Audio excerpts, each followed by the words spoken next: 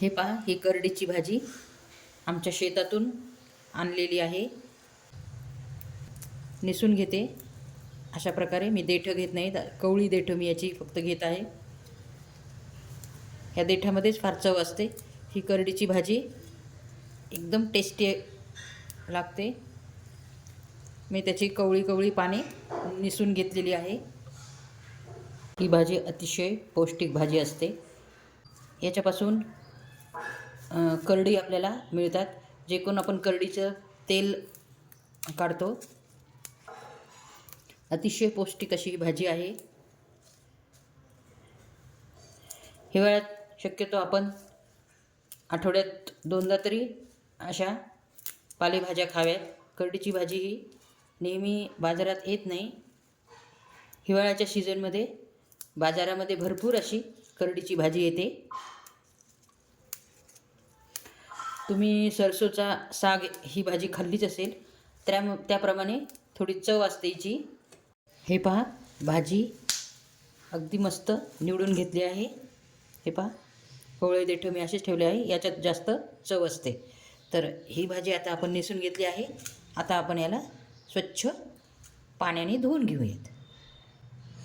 आपल्याला चिरायच्या अगोदरच भाजी धुवायची आहे, त्यामुळे भाजीतील सत्व पाण्यात धुवून जात नाहीत. हे पहा, करडीची भाजी आपण स्वच्छ धुवून घेतली आहे. त्यानंतर आपण चिरणार आहोत.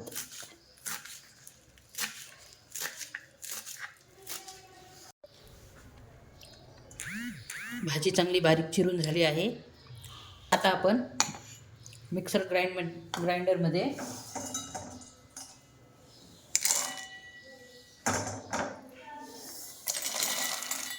शेंगदाण्याचा कूट तयार करून घेऊन या. लसूण आपण सोबत घालणार आहोत.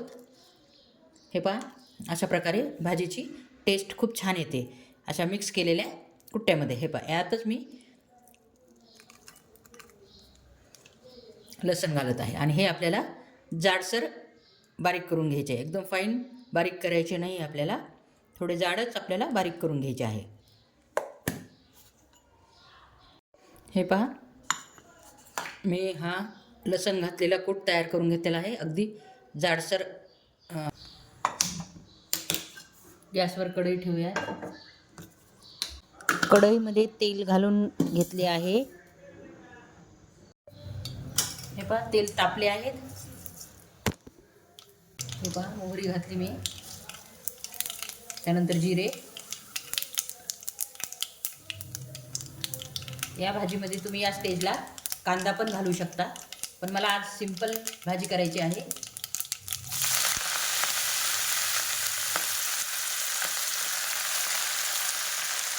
त्यानंतर भाजी घातली.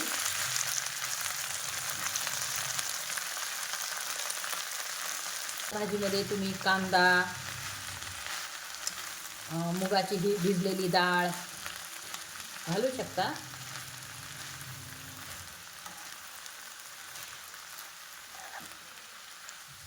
पण आज मी एकदम सिंपल भाजी करणार आहे. ना मुगाची डाळ घालणार आहे, ना चिरलेला कांदा. त्यानंतर चवीनुसार मीठ घालायचे आहे.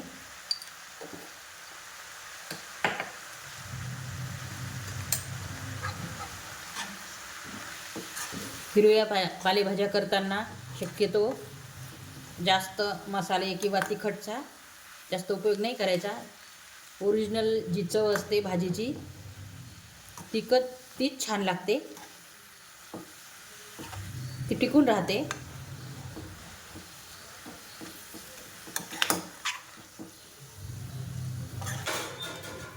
त्यानंतर आपण 5 ते 10 मिनटं आपण चांगली कमी गॅसवर शिजून घेऊयात. भाजीला चांगले पाणी सुटले आहे. हे पहा, ही भाजी अतिशय कवळी असल्यामुळे एकदम शिजून थोडी होते. हे पहा, यातील पूर्ण पाणी आटल्यानंतरच आपण कुट्टा आणि तिखट घालणार आहोत. तर आपण ही पूर्ण भाजी शिजून घेऊन यात, म्हणजे यातील पूर्ण पाणी आटून देऊया. पूर्ण पाणी आटले आहे. आता भाजी चांगली शिजल्या गेली आहे. त्यामध्ये आपल्याला तिखट घालायचे आहे. तर हा बारीक केलेला आपण कुट्टा घालणार आहोत. यात लसूण घालून बारीक केलेला कुट्टा आहे. हे बघा अशा प्रकारे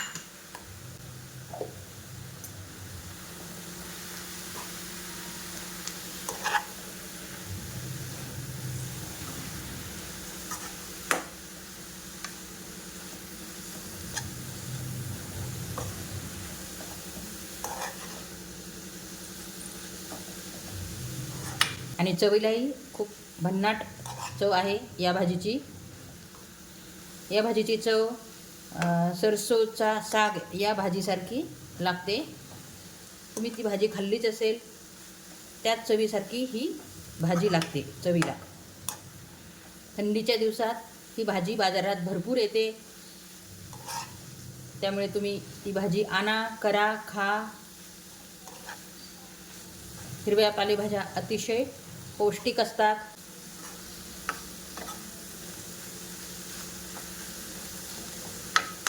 आपली भाजी आता रेडी झाली आहे.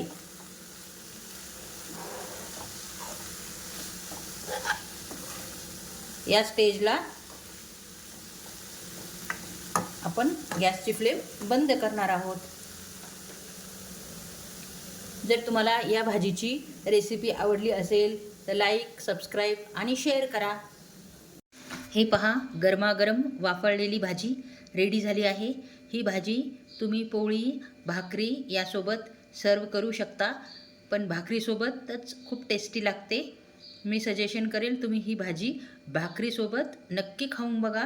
तुम्हाला नक्कीच आवडेल. जर तुम्हाला हा व्हिडिओ आवडला असेल तर लाईक आणि सबस्क्राईब करायला विसरू नका.